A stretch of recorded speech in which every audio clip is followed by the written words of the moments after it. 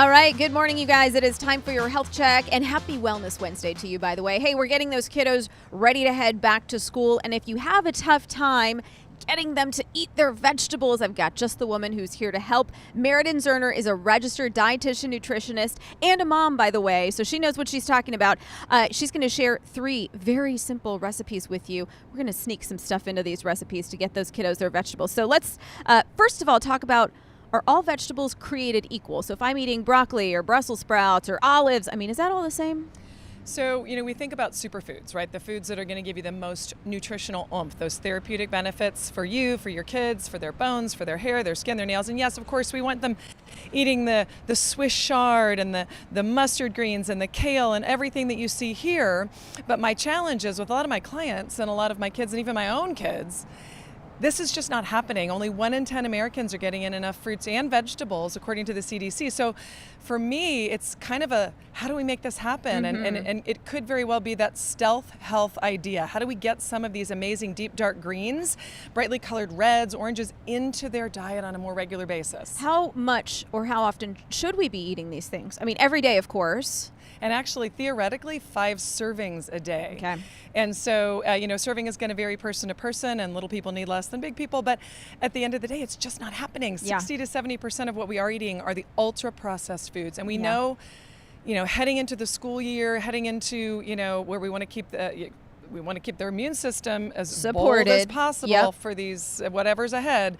This really just needs to happen, and I'm here to offer some creative ways to get it done. Okay, we're going to do that just now. So you call this the superhero smoothie. Yes. I like that name. As much as I would love it if kids would just throw down a greens drink, right? And some adults may, some kids may.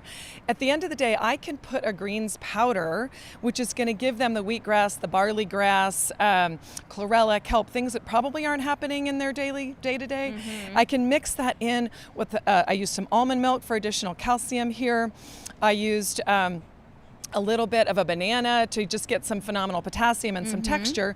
And so again, I've got people who may be willing to do this amazing greens drink, which does taste a little bit like green tea. That's why I like the Kyo Greens one. Just, it's light and easy. And you can't taste that in here, right? Right. So what you just got this in that. And I don't know about you, but my kids are way more excited about drinking that. Probably would be too, to be honest with you. Yes. All right, let's talk about the Goody Green guacamole. Well, I've even put avocados in brownies, by the way. So you can put black beans in brownies, whatever that looks like. But you're going to take something that's already in your diet, your pattern, right? Maybe guacamole. And you can dip it with a chip or a whole grain cracker. Of course, I've got the carrots because I'm a dietitian. That's what we do. Yeah. I just mix the greens powder into the guacamole. So now I've got all the power and potassium and fiber from the avocado, but then I have all of those amazing therapeutic benefits from an easy greens powder as well.